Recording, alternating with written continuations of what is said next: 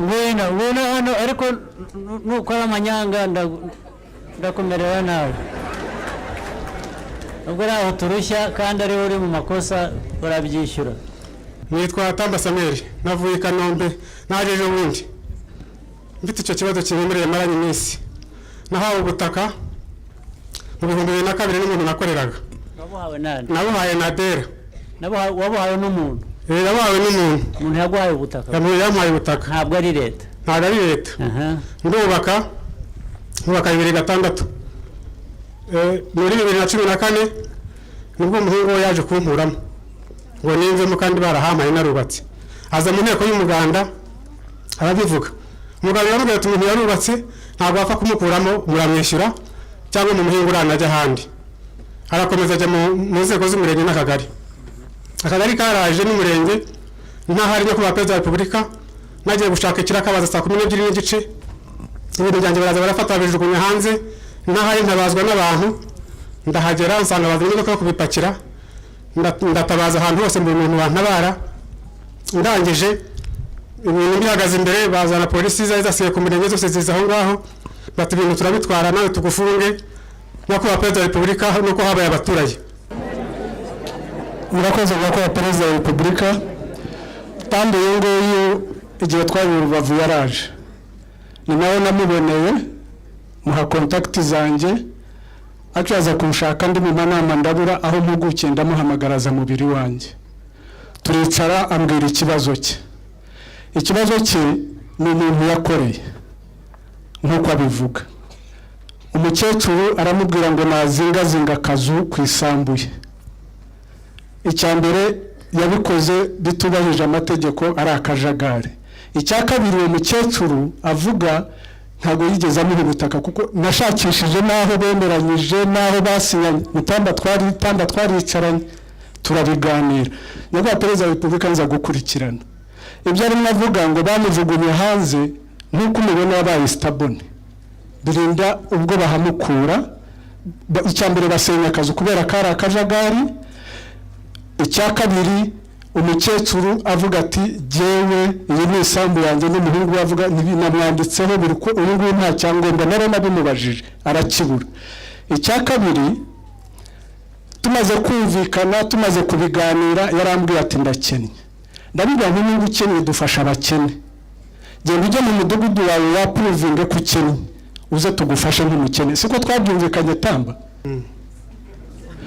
Ariko mwumva umuntu ukennye ubona amafaranga yo kuza karara mu rogi. Tamba ndakeka yuko wagiye no ku mudugudu muramubona uko ahagaze aracyafite imbaraga bagasanga utari muri za kategori zigomba gufashwa aricyo gituma utazanye icyangombwa ngo tugufashe nk'umukene. Nicyo ngicyo navuganye kwa Perezida wa Repubulika. Abandi umwana wasigaye ngenyine mu muryango wose.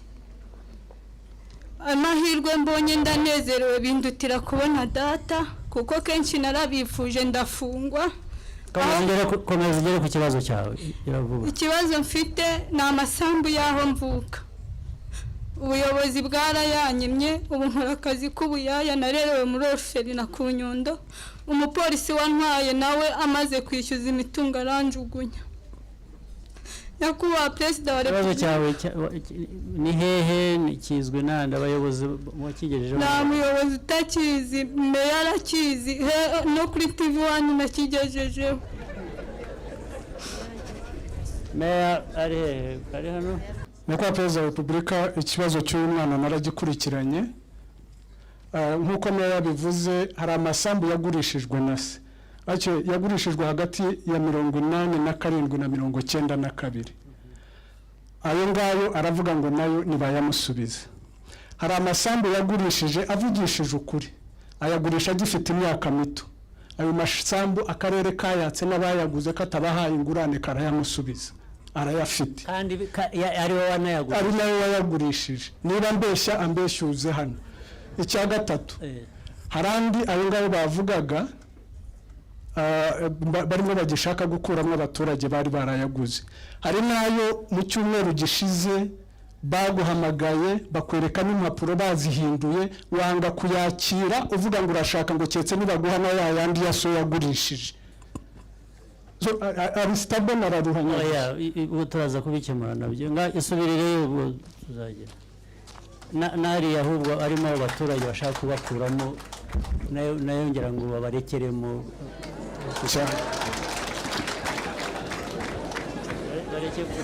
murakoze nyakubahwa perezida wa repubulika kumpa ijambo ubu mu ndeba mpagaze ahangaha nitwa Mukarugaba Odeta nkaba ndi umupfakazi w'imfubyi 8 nkaba mfite umutungo nambuwe uri i Kigali umugabo wanjye yahaye witwa Nsengiyumva Daniel uburenganzira bwo kumukurikiranira inzu iri i Kigali mu mudugudu wa Buhoro akagari ka Nyakabanda umurenge wa Nyakabanda akarere ka Nyarugenge.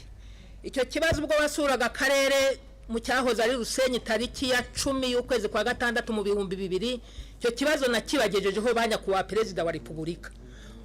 Umwanzuro wahafashwe mfite n'impapuro hano wahaye umuyobozi w'akarere ka Nyarugenge n'umuyobozi w'akarere mu cyahoze ari Rusenyi ngo bazafatikanye bandangirize ikibazo. Inyandiko bampaye ngo nshyire umuyobozi w'i Kigali ndayifite irahangaha. Mwafashe umwanzuro muvuga ngo nibasanga inzu ari yanjye ngo nyihabwe. Iyo nzu ni yanjye nayubakanye n'umugabo wanjye Semunyana.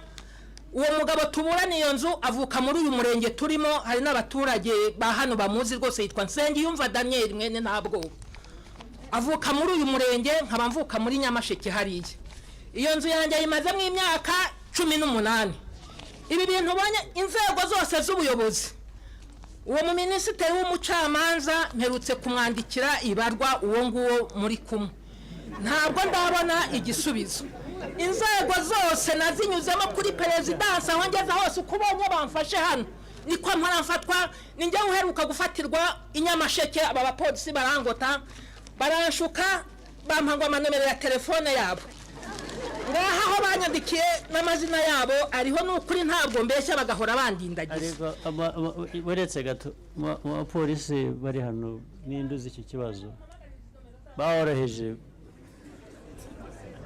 ninde we nani iyo kesi abantu banyu bayizi ni bana nta bayobozi bayizi hano ariko abayobozi bari hano umuntu waba yizi niba batari mu bayobozi b'abantu umuturage wabuze iyi kesi ninde wagira icyo yitubwira nta muntu hano uzi icyo turaguha abagufasha kubikurikirana. Hari ijambo navuga mu bantu bakimenya ntuye muri Nyamasheke umpesha uburenganzira ku mugabo Kamari nuza gusura mu karere kacu ka Nyamasheke nzahabwa ijambo mfite abaturage benshi cyane bazi icyo kibazo cyanjye ibyo twabirenze turi mu nzira yo kubigukemurira. Mwakoze nuko ngira ngo ariko muri gakeya bamaze kumfata mu gitondo cyaho ubwo heruka muri Nyamasheke ntacyo biri butwongereho yaje kunyaka inomero za amakopi yose ufate ibyangombwa by'umudamu hanyuma ndashaka wowe na minisitiri Kaboneka icyo kibazo muzakirebe neza mu gifatira umwanzuro.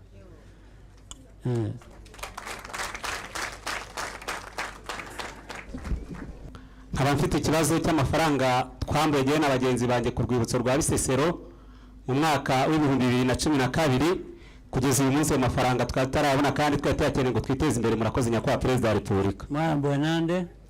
Twambuwe na rwiyemezamirimo yitwa Sipiriye ariko igihe yamburwaga imirimo ubuyobozi bw'akarere n'ingabo na polisi batwemereye yuko bazadufasha kubona mu mafaranga hashize imyaka yose nta kintu tubonye. Hashize imyaka ingahe? 4. Murakoze nyakubahwa perezida wa repubulika kuko iki kibazo cy'uyu mugabo Yohani yakingejejeho ndakurikirana sanga umugabo Sipiriye yarahunze kuko polisi iri kumuri kugikurikirana. Yahunze atwaye amafaranga y'abaturage agera kuri miliyoni 6 nandarengaho. Isoko bari barihawe na CNRG ariyo yavuguraga urwibutso rwa Bisesero. Murakoze nyakubahwa perezida wa repubulika. Hanyuma se reka bazabakurikiranira barebe CNRG bakorane nabo bashakisha amafaranga azabakurikiranirwa iruhande. Murakoze nyakubahwa perezida wa repubulika. Mukwiye gushaka igisubizo cy'abantu. Asante. Bafashe isambu yanjye ikibazo mbaza kiri hariya muri Rwankuba hari isambu twari tuhafite baragenda babibakiramo abatishoboye, twajya kubaza bakavuga ngo akarere niko kazatwishyura. ubwo ngubwo twaheze ryari bahubatse mu 2008. reka meya iki ugikurikirane none kugeza ubu nta ngurane. abayobozi ntabwo bari bakizi, bagiye kujya gukurikiranira, meya agiye kugikurikirana.